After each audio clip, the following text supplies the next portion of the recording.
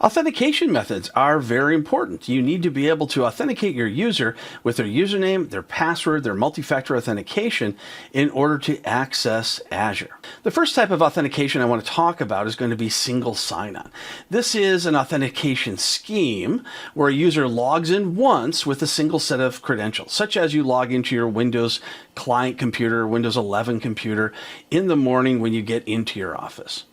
And then you open up Microsoft Outlook. Do you get prompted for another username and password? If the answer is no, that means single sign-on is working for you, assuming you're using Exchange Online. You don't have to re-authenticate. Azure Active Directory acts as the identity provider, and it allows users to authenticate once and gain access to those Azure resources and third-party applications. Then you have multi-factor authentication. This is an additional layer of security that requires users to provide 2 or more forms of identification, and they use that to verify their identity. Users provide the initial password, which is something they know, and then fulfill another requirement, such as a code, which is something they have. Multi-factor authentication is going to significantly reduce unauthorized access. And finally, we have what's called passwordless authentication. This is a method of authentication that removes passwords, traditional passwords, utilizing other verification methods instead.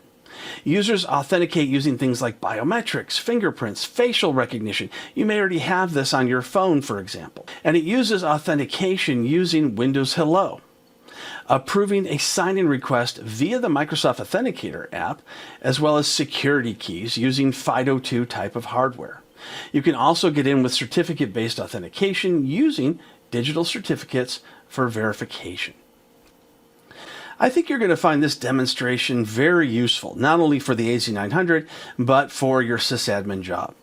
So we're in Microsoft Azure. I've selected the users section. I'm going to click on my demo user I created in a previous video. Then I'm going to go down to where it says authentication methods. Now currently I have not added any authentication methods for this user. I simply created the user and that was it. Now I'm going to choose add an authentication method. We have multiple options, and you can choose multiple options as well. You can have an email sent to the user, a phone number, you can have an SMS text, temporary access pass, or a QR code. Once that picture has been taken, they can go ahead and enter in a PIN if you'd like, and you can have that PIN automatically generated. I'm going to choose one of the other methods by choosing add authentication method. And this time we'll choose phone number. So here you can choose the phone number and you can say the phone type. I'm going to cancel that. Now another option you see here is to require re-register of multi-factor authentication. Sometimes the users will lose their phones will get stolen or broken. When that happens, multi-factor authentication is now broken, even if they get a new phone. So what you need to do is to revoke the multi-factor authentication sessions, so anyone who ends up with the previous phone cannot get in, and then you require re-registration for multi-factor authentication once again. That will prompt that user the first time they log in to go ahead and re-register. Authentication methods is something you'll definitely want to learn for the AZ900 exam. There's many authentication methods used by Azure. They depend on the type of security and resources that you need for your organization.